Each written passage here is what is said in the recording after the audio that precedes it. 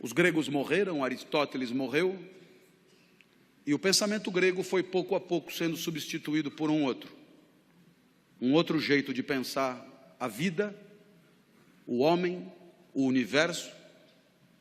E esse outro jeito também tinha um grande líder, um grande mestre espiritual, chamado Jesus. Jesus nasceu em Nazaré, 350 anos depois de Aristóteles. Aristóteles, você sabe, era grego, estudou na academia de Platão. Jesus era judeu e se formou no judaísmo. Aristóteles tornou-se um subversivo na academia. Jesus tornou-se um subversivo no judaísmo. Jesus disse coisas que ninguém tinha dito antes. E Jesus, grande sábio que era, respondeu à nossa pergunta: o que a vida tem que ter para valer a pena? E a resposta de Jesus é impactante até hoje. Por mais que vivamos numa sociedade de cultura cristã, a resposta de Jesus, quando anunciada com clareza, produz extraordinário impacto nos espíritos de quem ouve. O filé mignon da vida, a vida que de fato vale a pena, é a vida assumidamente dedicada ao outro. Isso é absolutamente incrível, sobretudo para nós, acostumados a ouvir que o sucesso da nossa vida tem a ver com o nosso próprio ganho, com a nossa própria riqueza, com o nosso próprio conforto, com o nosso próprio poder. Jesus dirá mais ou menos o contrário. O filé mignon da vida, aquilo que fará de você um vivente feliz, é a entrega, é proporcionar, é alavancar, é permitir que o outro viva melhor do que viveria se você não existisse, é permitir que o outro sorria o sorriso que, se você não fosse, ele não sorriria, é permitir que o outro sinta a alegria que, se você não estivesse, ele não sentiria. E aí sim, você terá vivido vida boa, vida que valeu a pena. Lição de Jesus. Bem, os exemplos podem ir ao infinito. Basta que alguém que você ame fique doente, para que você gaste no único cheque tudo que tinha guardado para si. E aí você descobre rápido o que vale mesmo na hora de viver. A minha filha Natália é a mais nova dos meus filhos, tem 13 anos hoje. Quando tinha 4, foi acometida de gravíssima doença, rara no Ocidente. Síndrome de Kawasaki, um vírus letal. Funciona mais ou menos assim. Esse vírus só aparece em crianças de 4 a 6 anos. Esse vírus, se desincubar, mata a criança na hora. Mas tem uma vantagem: se ele não desincubar por 2 anos, ele acaba morrendo, e a criança está definitivamente curada. 2 anos só, 2 anos esperando. Eu olhava para minha filha na UTI e eu me dizia: por que não troca? Eu fico no lugar. A vantagem é óbvia. Eu fico aqui e a criança fica livre disso. Como não estava dando certo, eu fiz proposta irrecusável. Pegue 20 crianças com isso. Ponha os 20 bichos em mim e liberte as 20 crianças. Agora a vantagem é mais do que óbvia. Não esqueça de pôr a minha filha no meio. Bem, pensando assim, eu aprendi coisas sobre mim. Coisas que eu não sabia. Eu aprendi que para mim a vida não era o bem de maior valor. Continuar vivo não era o mais importante. Porque se fosse o mais importante, eu não trocaria. Se fosse o mais importante, eu jamais faria aquela proposta. Então, naquele momento, eu aprendi que havia alguma coisa que valia mais do que continuar vivo. Eu aprendi, então, a maior lição de Jesus de Nazaré. A maior lição. O que mais vale na vida, o filé mignon da vida. Eu aprendi que o amor vale mais do que a própria vida. Por isso propunha a troca.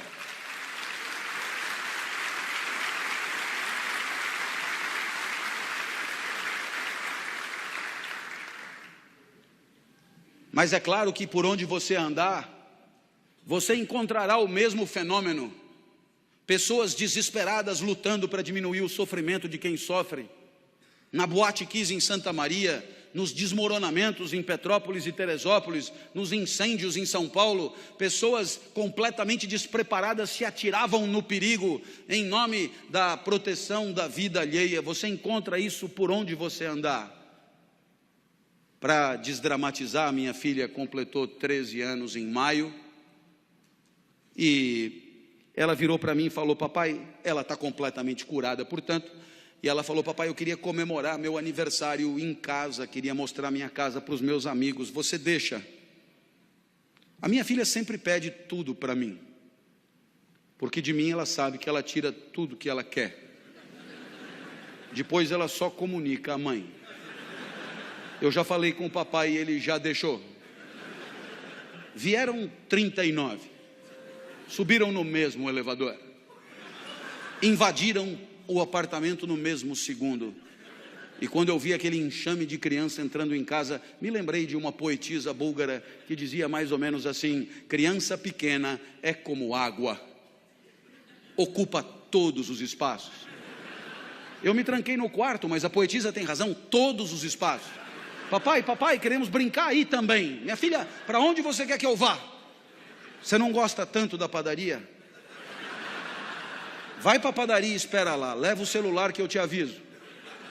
E aí eu te pergunto, que espécie de idiota passaria 3 horas de sábado numa padaria, esperando que uma criança o autorize a voltar para sua própria casa? Esse idiota somos todos nós, não somos? Que um dia percebemos que o sorriso da criança amada vale qualquer padaria. Minha filha me autorizou a voltar, e quando eu cheguei em casa, porque ela é muito legal, ela virou para mim e disse: papai, muito obrigado por ter deixado, eu me diverti muito. Eu sou emotivo, rapidamente as lágrimas brotam, e ela continuou então inapelável: eu queria te dizer mais uma coisa, eu adoro ser sua filha. Nossa, eu para ouvir aquilo passaria uma semana na padaria. Eu acho que eu abriria uma padaria. Nesse momento você poderia imaginar que o exemplo de Jesus encontra abrigo em situações de afetos familiares. E você poderia imaginar que aqui é trabalho, evento profissional, competidores à flor da pele, com sangue no olho e faca nos dentes. A lição de Jesus não encontraria lugar aqui. Eu tendo a discordar. Há 30 anos, como professor universitário, me perguntam por que escolhi essa profissão. E eu costumo brincar dizendo que Jesus explica. Porque se a vida boa é a vida dedicada aos outros, se o filé mignon da vida é a vida onde cada jaula e cada caloria é destinada a alegrar quem está na frente, se a vida boa é a vida em que o outro e o seu desabrochar são o maior valor, admita que a minha profissão é imbatível. Tudo é pelo aluno, é para o aluno, é em função do aluno. É o aluno que aprende, é o aluno que se forma, é o aluno que se capacita, é o aluno que se prepara, é o aluno que se posiciona no mercado, é o aluno que volta para você depois que está trabalhando para continuar estudando. Tudo é por ele, cada aula preparada, cada livro escrito, cada ensinamento dado é para que ele possa pensar melhor e viver melhor. Nada volta, nem salário tem. É evidente que é pelo aluno. Mas eu falo do professor a título de exemplo. Todas as demais profissões podem ser assim. Quando o médico volta para casa à tarde e às 4 da manhã é acordado, ao se levantar, ele talvez ganhe mais do que o professor, mas não é por causa disso que ele levanta. Nem ele, nem o dentista, nem o advogado, nem o psicólogo, nem ninguém. E aí eu costumo dizer, disse até uma vez num evento de mídia que depois na internet atravessou o país, que trabalhar é quebrar o galho de alguém. Trabalhar é quebrar o galho de alguém com conhecimento de causa. Trabalhar é quebrar o galho de alguém com formação. Trabalhar é quebrar o galho de alguém com método, com expertise, com protocolo. Mas trabalhar é, antes de tudo, quebrar o galho de alguém. Feliz daquele que consegue enxergar na alegria do outro o resultado das suas ações, do seu investimento, da sua dedicação e do seu empenho. E é evidente que alguém como você, que trabalha com um valor maior de felicidade, que é a segurança, é evidente que alguém como você tem claro no seu espírito que se você se empenha por progredir,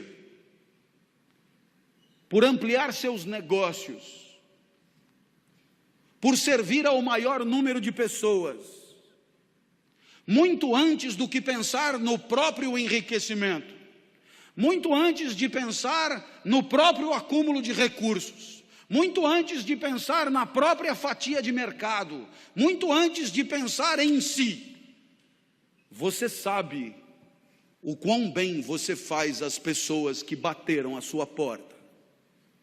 Você sabe o quanto as pessoas confiaram em você para bater à sua porta.